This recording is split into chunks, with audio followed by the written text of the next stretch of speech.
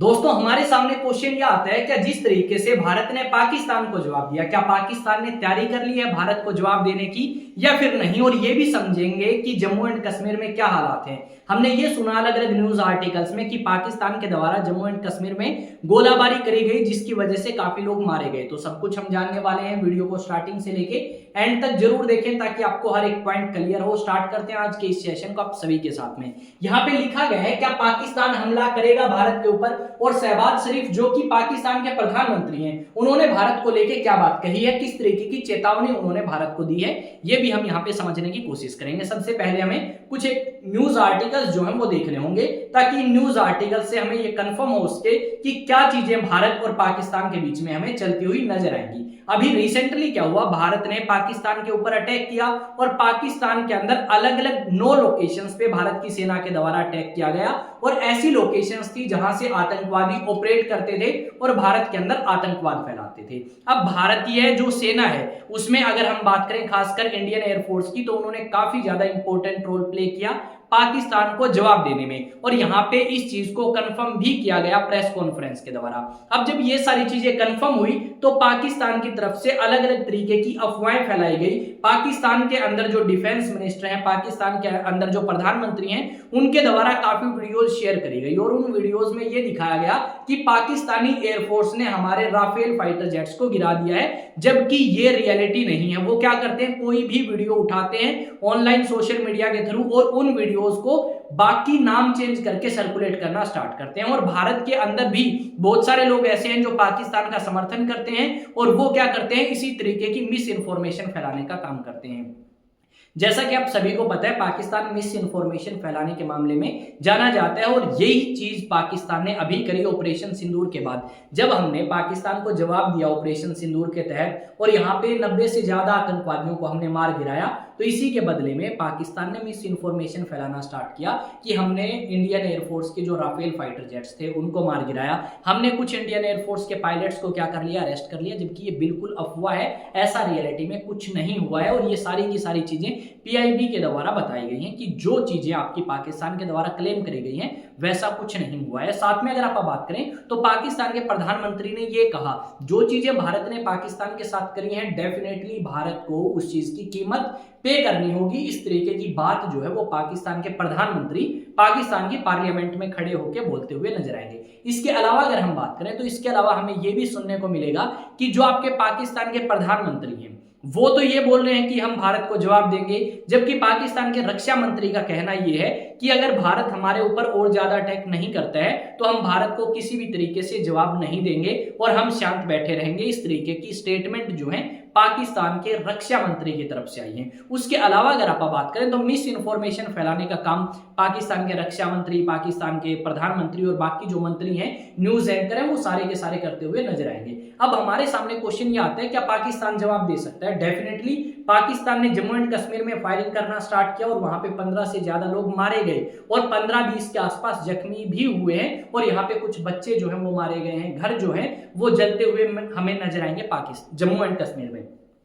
इसके अलावा अगर आप बात करें तो पाकिस्तान ने अपनी बहुत सारी आर्टिलरी जो है वो तैनात कर दी है, कहां पे, राजस्थान बॉर्डर और गुजरात बॉर्डर के पास। अगर हमने उनको खत्म नहीं किया या हमने वो आर्टिलरी डिस्ट्रॉय नहीं करी तो डेफिनेटली पाकिस्तान थोड़ी बहुत हरकत जो है वो कर सकता है अपनी जनता को, अपनी आवाम को शांत करने के लिए। तो हमें क्या करना होगा, हमें उनकी आर्टिलरी को भी टारगेट करना होगा ताकि वो हमारे ऊपर अटैक ना कर पाए। अगर वो हमारे ऊपर अटैक करते हैं तो बहुत सारे लोग जो बॉर्डर के आसपास के क्षेत्र में रहते हैं वो अपनी जान गंवा सकते हैं, जैसा जम्मू एंड कश्मीर में हमें देखने को मिला। इसके अलावा और भी बहुत सारे मुद्दे हैं जिनके ऊपर हम बात कर सकते हैं कि जम्मू एंड कश्मीर में उन्होंने टारगेट किया, राजस्थान में कर सकते हैं, गुजरात में कर सकते हैं, पंजाब में कर सकते हैं, क्योंकि ऐसे राज्य हैं जो आपके पाकिस्तान से बॉर्डर शेयर करते हैं और डेफिनेटली यहाँ पे टारगेट किया जाएगा अगर हमने 1-2 ऑपरेशन ऐसे और नहीं किए तो, या फिर पाकिस्तान को जवाब नहीं दिया तो। अभी पाकिस्तान ने जो हमने टारगेट किया था, जो हमने अटैक किए 9 लोकेशंस पे, उनको एक्ट ऑफ वॉर बताया। पर हमें ये भी समझना होगा कि हमने तो उन्हीं लोगों को मारा जो आतंकवादी थे, जो भारत के लिए क्रिमिनल थे, जिन्होंने भारत के ऊपर अलग अलग समय पे अटैक किए। जबकि पाकिस्तान ने भारत के सिविलियन लोगों को, निहत्थे लोगों को टारगेट किया है। और जम्मू एंड कश्मीर में शायद एक 3 साल की बच्ची जो है वो भी इसी आप कह सकते हो फायरिंग के अंदर मारी गई। अब ये फायरिंग जो है ये आफ्टर ऑपरेशन सिंदूर काफी ज्यादा इंक्रीज हो चुकी है और उसकी वजह से काफी ज्यादा परेशान है लोग जो आसपास के हैं। यहाँ पे ये कहा गया कि जो इंडियन आर्मी के जो वहां पे ब्रिगेड के हेडक्वार्टर है उनको टारगेट किया गया है। यहाँ पे और भी बहुत तरीके के क्लेम जो है वो पाकिस्तान के द्वारा किए गए हैं जो कि बेबुनियाद और झूठे हैं। इस तरीके की चीज पाकिस्तान के द्वारा ना तो करी गई और ना इतना कैपेबल है कि पाकिस्तान करे। यहाँ पे चाहे यूएसए की बात करें, चाहे रशिया की बात करें, चाहे ब्रिटेन की बात करें, तो सारी की सारी कंट्री ये बोलती हुई नजर आएंगी, चाहे चाइना की बात करो, कि भारत और पाकिस्तान को शांति से मुद्दों को सुलझाना चाहिए और इस तरीके के वॉर में ना तो पाकिस्तान को फायदा है ना भारत को फायदा है। देखो हमारे पास राफेल फाइटर जेट है, जबकि पाकिस्तान किनको, पाकिस्तान चाइनीज आर्टिलरी का काफी ज्यादा यूज करता हुआ नजर आएगा। जो J-16 या J-17 है फाइटर जेट, उनका यूज करता हुआ हमें नजर आएगा पाकिस्तान। और यहाँ पे अगर आप देखोगे तो पाकिस्तान के हालात काफी ज्यादा खराब है। इस चीज को पाकिस्तान के आर्मी